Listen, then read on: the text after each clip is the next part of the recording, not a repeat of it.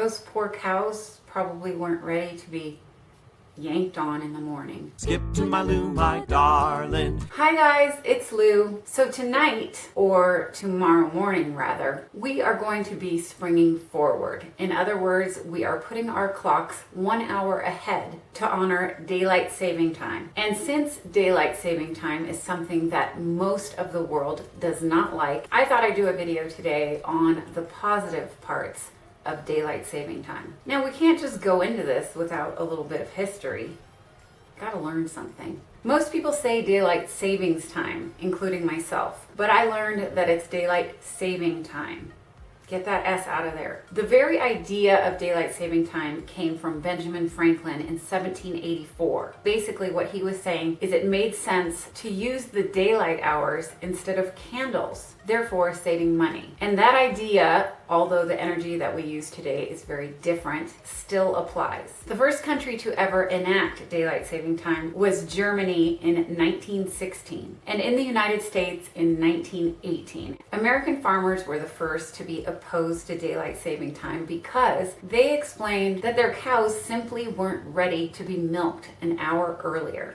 Poor cows weren't ready. So now approximately 1.5 billion people in 70 different countries observe daylight saving time worldwide. Daylight saving time starts at 2 a.m. rather than what most people think is midnight. The time change is delayed until people are most likely asleep and won't notice, as well as most bars and restaurants being closed. You don't have to go home, but you can't stay here. Okay, enough about the learning already. Now these are the positive things about springing forward. There is one bad, maybe not just one, but the only one that I wanted to talk about, which is you lose an hour of sleep. That can do a number on some people. Okay, the end of that. Springing forward can actually make you happier. You have more of the day to enjoy, more sun to soak up, therefore more vitamin D in your system. And perhaps having to do with this happiness is we tend to get outside more. People are able to take a walk after work. They're more involved in outdoor recreation when normally they would be inside, perhaps watching TV.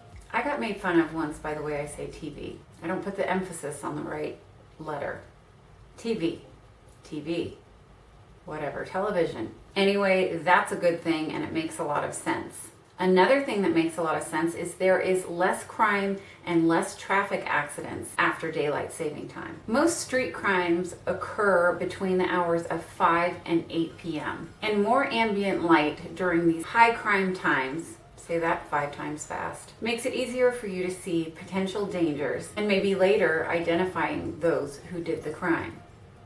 Like in a lineup. Now, as if all of those things weren't enough reason to think kindly of daylight saving time, how about this? It's good for the economy. Later daylight means that people are out after work shopping, which increases retail sales, as well as more driving and purchasing gas and snacks. The golf industry reported that 1 month of daylight saving time was worth $200 to $400 million because of the extended daylight. And lastly, what was true long ago is still true today. It saves energy because we use less artificial light. Benjamin Franklin knew what he was doing. So if springing forward usually bums you out, maybe think about some of the things that I mentioned and partake in their benefits. I'm gonna shop more. Anyway, you guys, that's it for this video on the bright side of daylight saving time. I just came up with that, the bright side, I swear. I hope you enjoyed the video. I hope you learned something. If you did enjoy the video, please give it a thumbs up. And if you aren't already subscribed but would like to be, please hit that button down below and you'll see me very soon with more videos.